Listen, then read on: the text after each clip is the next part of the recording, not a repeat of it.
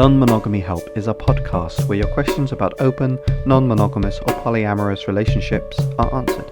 Our host, Lola Phoenix, will consult a licensed therapist with over a decade of experience to address your problems. Names and locations have been changed or censored to keep your questions anonymous. You're listening to Non-Monogamy Help, the podcast. Hello and welcome to episode 20 of Non-Monogamy Help. I'm Lola Phoenix. Non-Monogamy Help, in case this is your first time listening, is a relationships advice podcast for people in non-monogamous, polyamorous, and open relationships, and it comes out every other week. It's also a column. If you are unaware, you can read the column at medium.com/non-monogamy-help. The podcast and the columns are posted there every week when they come out. If you would like to get the columns and the podcast in your inbox, in case you forget to check things, you can sign up to our email newsletter at tinyletter.com/non-monogamy-help, no hyphens. And you can follow us on Twitter at twitter.com/non-monogamy-help as well. And if you want to be amazing, super appreciate it, you can become a patron of the podcast and the columns at patreon.com/Lola Phoenix. If you donate $5 or more per month, then your name will be read at the end of each podcast if you consent to that. So yeah, let's get to this week's letter.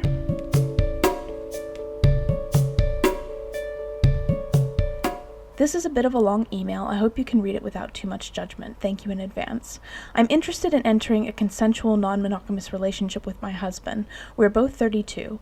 We met in college and we've been together for 10 years, the last 2 as a married couple. For the most part, we are fairly traditional. The exception is that we've spent the entire relationship, including marriage, at least 4 hours apart. I'd like to stress that I'm 90% happy with our relationship. We have the same long-term goals, values, and interests. We both love what we do. That's why we live so far apart. Frankly, I think distance has been good. Weekends are always spent together. Our communication is top-notch because we make it a point to talk about our feelings. What's the 10% I'm not happy about? There's zero passion between us. It's never been great, but it's gotten worse over the last 3 years. I literally consider sexual relations as a duty, not a joy. It's affecting our relationship badly. It used to be that I was excited to see him, but not physically be with him. Now, I'm a little indifferent. He's a great guy, and I don't want to lose him. In the past year, I've become very close with another man. Let's call him X. X and I have amazing physical chemistry. There's passion and fun in a way I've never experienced. He's professed love for me many times without any sort of prompting on my end. Emotionally, we're very attached. He and I have very much been in a relationship this whole time. I know this is wrong by most standards. It doesn't feel wrong. The thought of either of them having sexual relations with someone else frankly doesn't bother me. In fact, I've often encouraged X's safe enjoyment. With this in mind, I'm interested in openly exploring non-monogamy with my husband. I would never tell him I had been unfaithful. That kind of honesty would destroy him. But maybe we should explore it. How do I bring up this in conversation? He's fairly traditional, but always been open to new ideas. I think it'd be good for him too. I think my lack of sexual enjoyment has hurt his ego, and a partner who enjoys him would be great. Don't berate me too much about X. So, okay, here's the thing. This may not feel wrong to you, but it is wrong, and I think you know that. Polyamory can sometimes begin with cheating.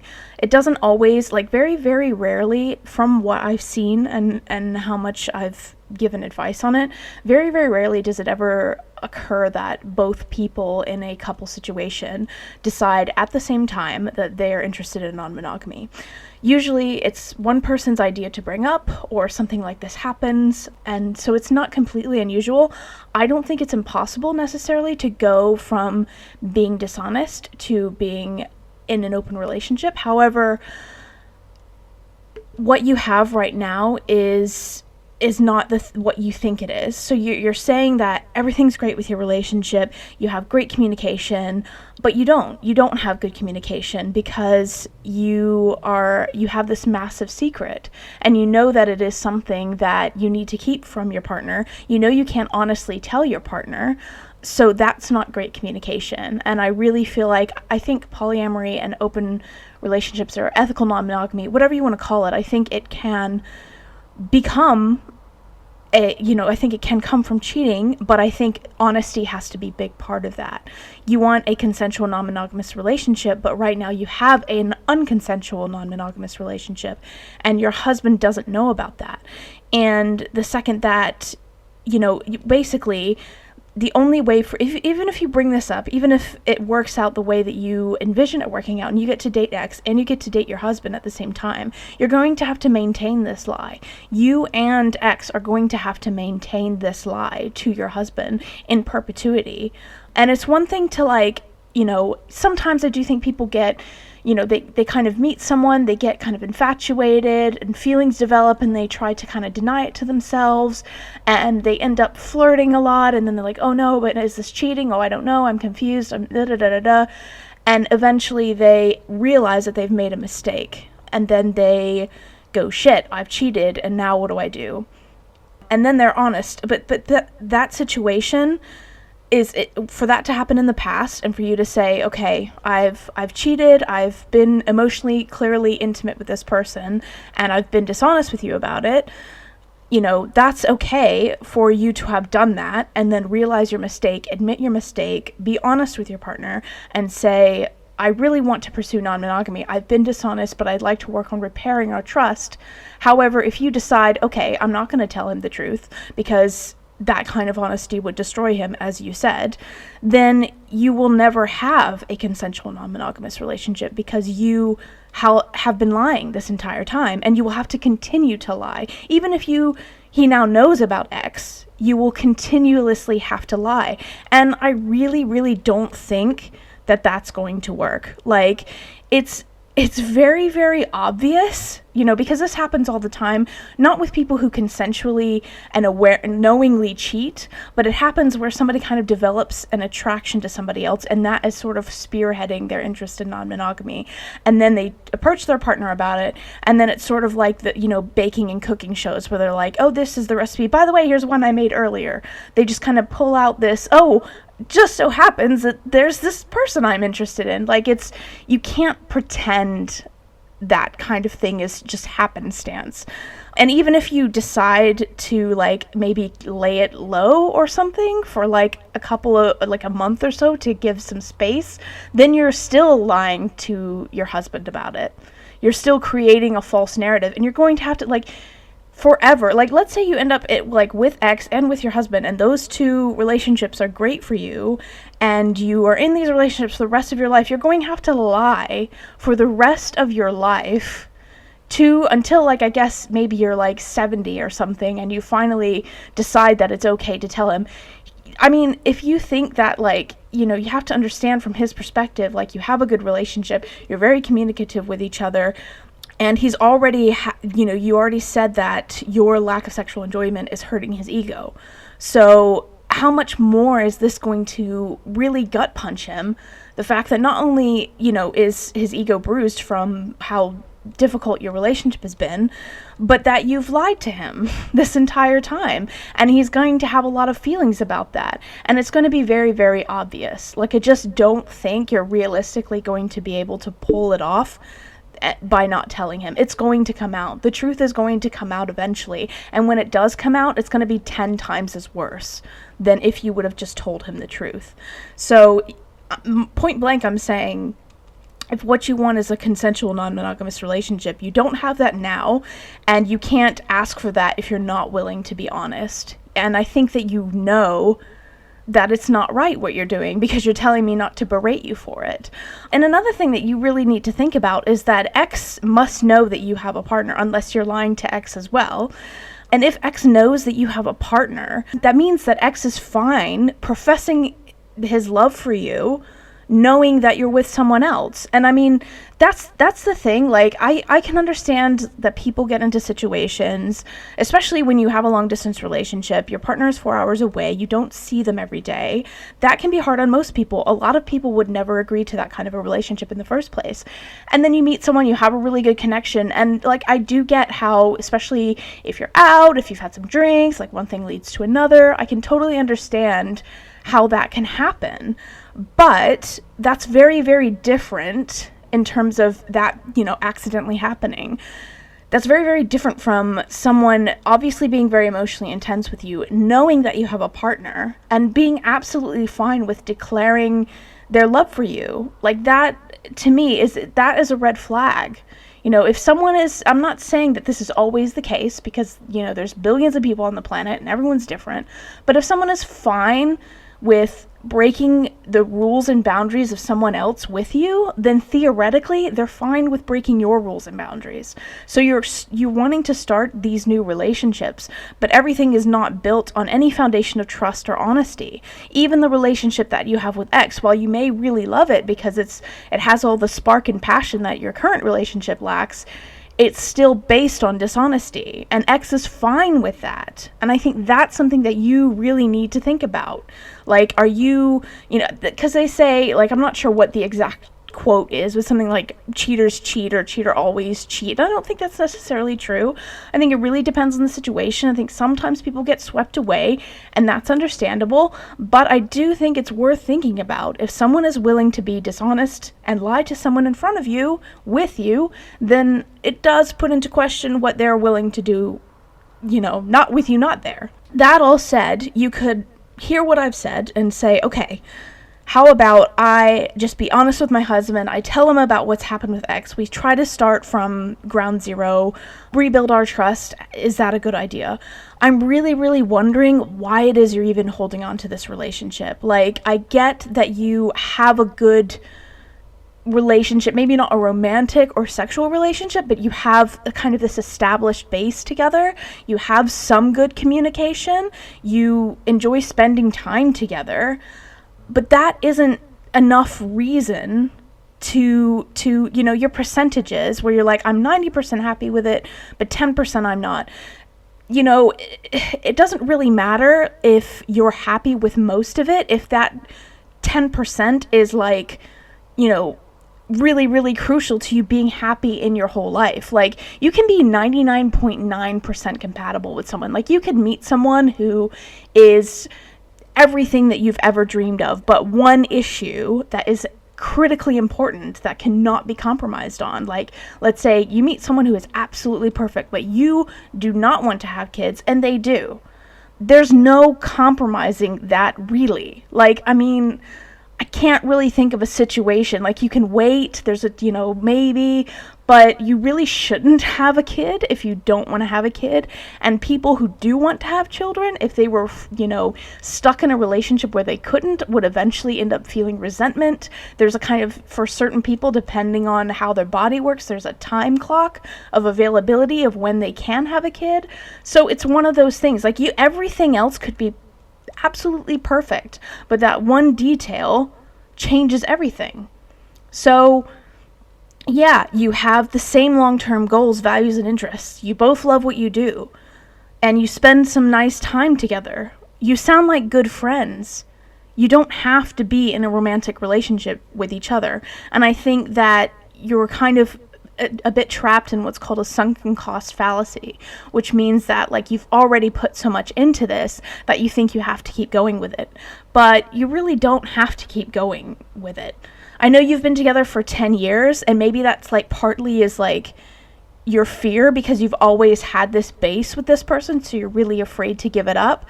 But I don't think, if it's not actually working for you, that it's worth keeping. Like, why would you try to salvage this? Especially when, you can find someone else who also has the same long-term goals. Realistically, right now, if you want non-monogamy, like, even if you were to break up with your husband and go with X and you still wanted non-monogamy, you wouldn't share the same long-term goals. You don't really have the same values. You don't actually do, because you, in your relationship, want some passion, which is understandable. And you say it's gotten worse. You say that, you could go to couples counseling, but I just feel like, you're in a situation, you live 4 hours apart, and you're just forcing this relationship to stay. And I don't think that you need to, especially if you're monogamous, and especially if, you say you want him to have a partner who enjoys him. Let him have that. Let him go. Let yourself go. Try it with X. Maybe it won't work with X. Who knows? But there's no reason to keep... just because you have had this history doesn't mean that you need to keep it.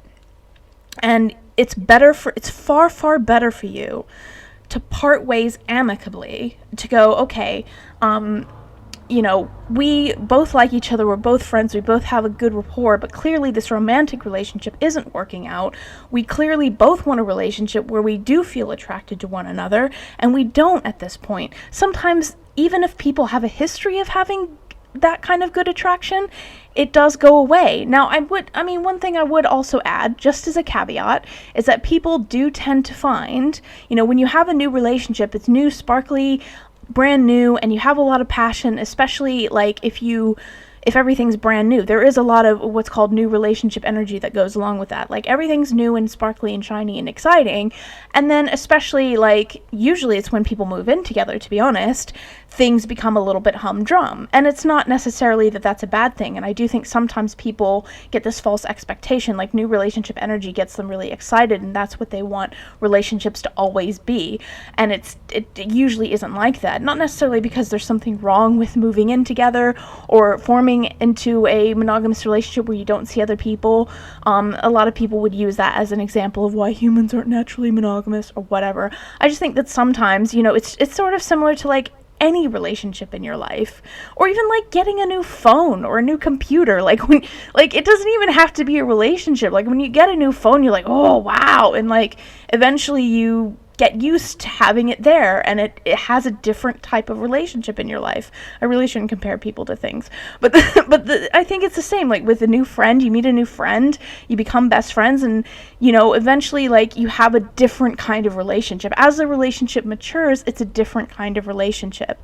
And some people do just tend to find that passion dies in their relationship.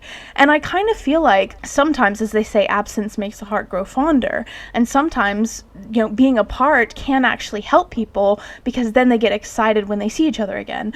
But in your case, if you're not even excited now, like if you're 4 hours apart and you're not even that excited when you see him again, like, what's your overall game plan? You're gonna move in together, you're gonna get married, you're gonna have kids. I mean, I don't know what your long-term goals are, but I just feel like you're just forcing this relationship to stay, and you don't really have any good reason for it, other than the fact that you've been together for 10 years, and you've spent 2 as a married couple, and you think, because there's so many things for you to list as positives, you're not weighing things out by how much they mean to you and how much of an impact it has in terms of what you actually want out of a relationship. You may have the same long-term goals and values in life, and you both may love your jobs, but that doesn't mean that you're inherently destined to be together in a romantic relationship, or that a romantic relationship even works for you. So I think that you need to really think about why it is that you're so intent on keeping this when there's no passion in it, even though you're emotionally very attached to each other, or at least, you're actually emotionally attached to X, but you seem to have this really strong bond with your husband, and that's cool. But if there isn't any passion and that's what you want, then it's not worth just trying to hold on tight to this relationship. Like I said, it's far, far better for you to split on amicable terms, and you don't necessarily have to, if you decide to split, you don't necessarily have to confess that you've kind of been, I assume that you haven't done anything physical with X, because you just said that you've kind of had this emotional relationship. I mean, you say you've been very much in a relationship this whole time. I don't know what that means if you've actually physically done things with him, in which case that's an STI risk.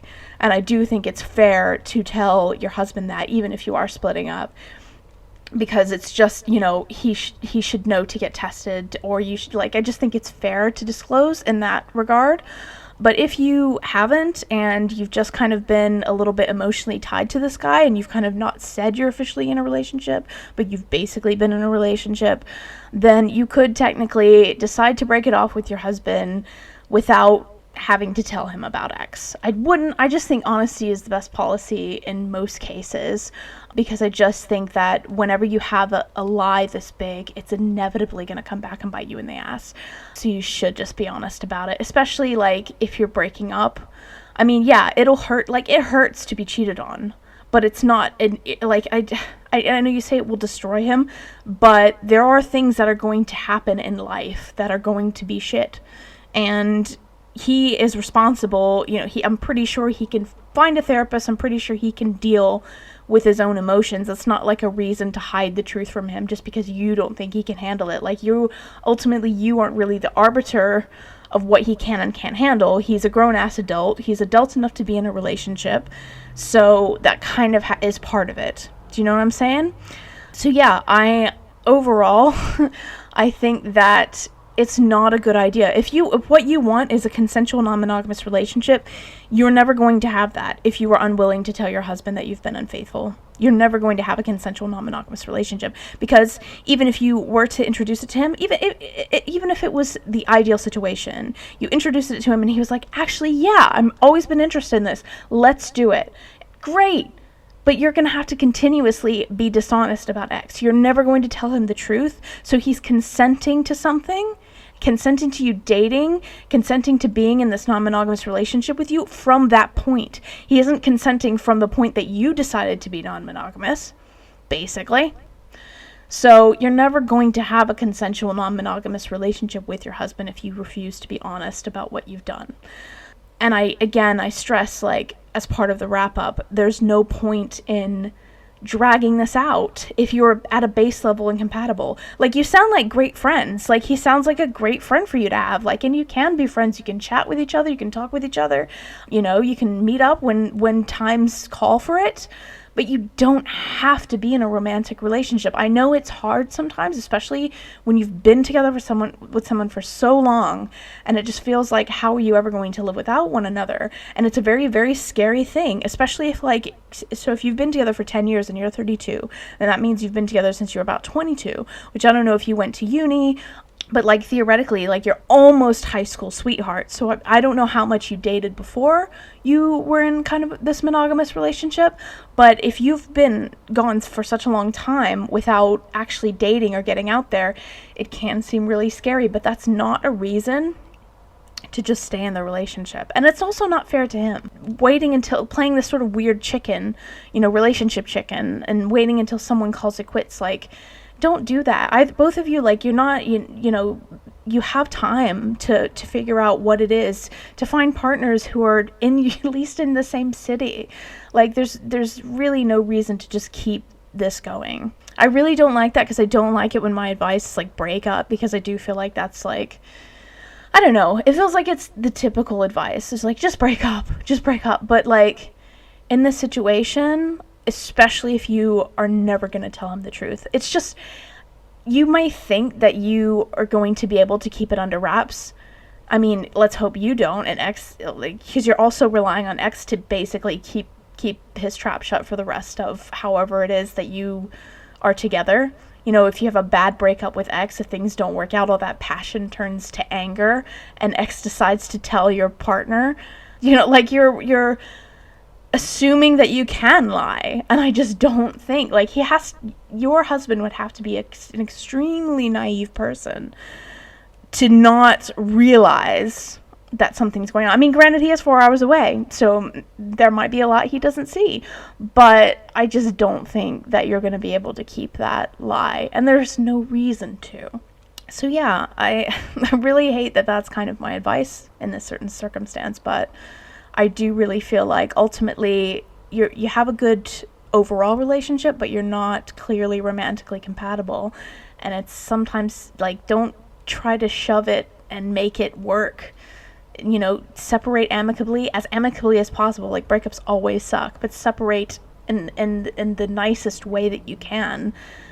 And that's so much better, especially if you want to be friends down the long run. In the long run, like, it's so much better to split up amicably, and so much easier for people to theoretically heal from an amicable split than just trying to force your husband into being non-monogamous so that you can continue seeing the person you've cheated on him with. Like, that's not ethical non-monogamy. That's just you wanting to see the person, that you wanting to have permission to cheat, but without having permission, because you're still not going to be honest with your husband about it. So it's just best to end it, unfortunately. So yeah, I hope that helps. I'm not berating you for cheating. I just think that, honesty is the best policy, and there's a reason for that. and it might be worth you thinking about in the future, because I don't even necessarily know if you're actually non-monogamous. You know, it's not as if you're interested in, you know, you say that you'd be fine with your husband or ex sleeping with other people, but that's easy to say from the position that you're in right now. A lot of people who are super gung-ho about polyamory think, oh, this would be great. Like, people who are super gung-ho about polyamory, people whose idea it was to become polyamorous, constantly find themselves in a situation where as soon as their partner starts seeing other people, they get scared as hell, and it becomes a situation that they were not prepared for. So you really aren't going to be able to tell, and I don't know is that you're actually interested in it. So yeah, I'm going to end it here because I feel like I'm a bit repeating myself, but I hope that helps, honestly, and good luck.